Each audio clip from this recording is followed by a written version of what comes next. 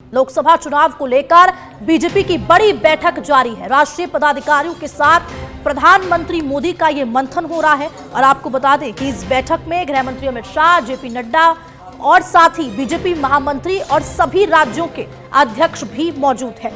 संगठन मंत्री और सभी प्रभारी भी इस बैठक में मौजूद है। अब 3 राज्यों में फतेह के बाद जो नजर है बीजेपी की वो है 2024 यानी कि लोकसभा चुनाव।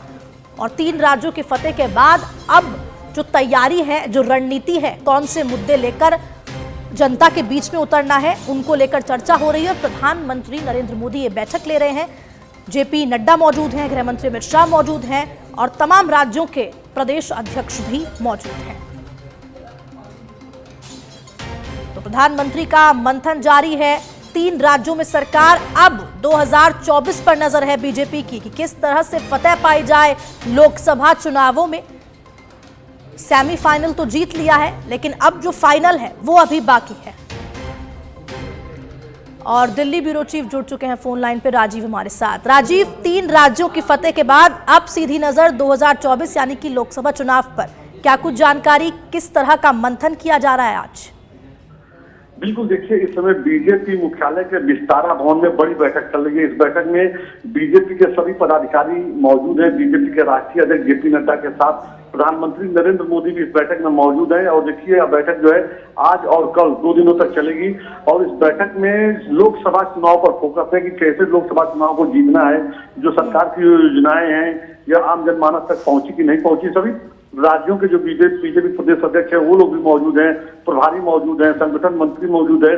तो जो आने वाले समय में लोगों का विश्वास कैसे जीतना है, भरोसा कैसे जीतना है, इन तमाम महत्वपूर्ण मुद्दों पे चर्चा चल रही है। आज के बैठक में अभी प्रधानमंत्री का संबोधन थोड़ी देर में शुरू होगा। देखना होगा कि प्रधानमंत्री क्या कुछ महत्वपूर्ण बात करते हैं। और कल की बैठक में गृह मंत्री अमित शाह रहेंगे। तो आज की भी बैठक बहुत महत्वपूर्ण मानी जा रही है। और ये सारी जो बैठक हो रही है 2 दिवसीय, यह लोकसभा चुनाव को जीतने की रणनीति पर चर्चा होगी इसमें। क्योंकि बीजेपी का यह कहना है कि 1984 में सबसे अधिक सीट, 400 से अधिक सीट जो है कांग्रेस पार्टी ने जीती थी, उस रिकॉर्ड को इस बार 2024 में तोड़ना है। तो बीजेपी का स्लोगन है कि अब की बार 400 के पार, मतलब 450, 425 का टारगेट बीजेपी लेकर चल रही है। बीजेपी अकेले अपने दम पर 350 सीटों को जीतने की बात कर रही है और एनडीए घटक दल को लेकर के वह 450 को टारगेट कर रही है।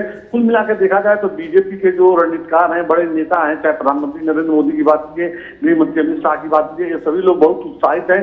क्योंकि 3 राज्यों में जो बड़ी जीत मिली है हिंदी बेल्ट की, इसको लेकर सभी लोग उत्साहित हैं और समय रहते जो है लोकसभा चुनाव के लिए रणनीति बनाने में जुट गए हैं। जी राजीव, बिल्कुल, देखिए ये तो बात हो गई कि किस तरह का मंथन किया जाएगा, 2024 की रणनीति बनाई जाएगी। लेकिन मुद्दे, क्योंकि लगातार विपक्ष, चाहे वो महंगाई का मुद्दा हो, कानून व्यवस्था मुद्दा हो, महिला अत्याचार हो, तमाम ऐसे मुद्दे हैं जिसको लेकर लगातार विपक्ष केंद्र सरकार को घेरते आया है। तो कौन से ऐसे मुद्दे होंगे, किस तरह से बीजेपी जवाब दे पाएगी, उस चीज की रणनीति क्या कुछ रहने वाली है?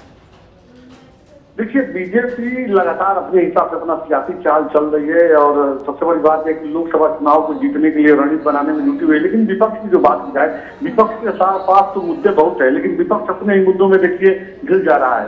अब तो पार्लियामेंट का शीतकालीन सत्र चल रहा था, उसमें जिस तरह से जगदीप धनखड़ जो राष्ट्रपति हैं उनका जो मिमिक्री किया गया, राहुल गांधी ने वीडियो बनाया, उसको लेकर के देखिए पूरा एक देश भर में एक जाट समाज के लोग नाराज हैं।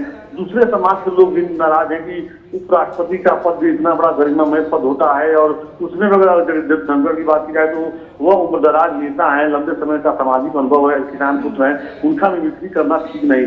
तो विपक्ष तो लौंगभंग अपने आप कर रहा है, लेकिन कहीं कहीं बैकफुट पर चला जा रहा है। एक महत्वपूर्ण आपने बात बिल्कुल कहा कि विपक्ष की जो बैठकें हुई है दिल्ली में विपक्षी गठबंधन की, और उसमें जो मल्लिकार्जुन खड़गे का नाम प्रस्ताव किया गया प्रधानमंत्री उम्मीदवार के तौर पर विपक्षी नेताओं द्वारा, इसको लेकर बीजेपी कहीं ना कहीं रणनीति बनाने में जुटी हुई है कि चूंकि दलित नेता है, लंबा अनुभव है, तो इनको कैसे काटा जाएगा चुनाव में, क्या कुछ मुद्दे होंगे जिनको लेकिन इनको घेरना होगा।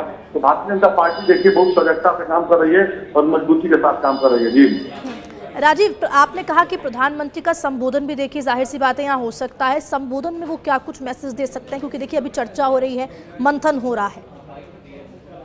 बिल्कुल, देखिए संबोधन में आमतौर पर देखा जाए तो प्रधानमंत्री की जो नजर है वो लोकसभा चुनाव पर है। क्योंकि लोकसभा चुनाव में भारतीय जनता पार्टी सभी राज्यों में लगभग सभी सीटों को जीतने की कवायद कर रही है। राजस्थान की बात की जाए तो राजस्थान में लोकसभा की 25 सीटें हैं।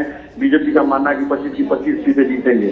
और इसी तरह से बीजेपी ने जो अपना टारगेट रखा है 350 सीट जीतने का रखा है। लेकिन बीजेपी देखिए अपने एनडीए सूर्य को भी मजबूत करने में जुटी हुई है। तो अगर एनडीए को साथ लेकर चलेगी तो बीजेपी का टारगेट है 400 से अधिक सीटों को जीतना। बीजेपी के रणनीतिकारों का कहना है कि 1984 में कांग्रेस पार्टी ने जो है 400 से अधिक सीट जीता था और राजीव गांधी उस समय प्रधानमंत्री बने थे। वो टारगेट किसी का तोड़ा नहीं है। तो बीजेपी की कोशिश यही है कि 1984 का जो रिकॉर्ड है कांग्रेस का उसको 2024 में तोड़ दिया जाए। जी ठीक है राजीव, बहुत बहुत शुक्रिया जानकारी के लिए।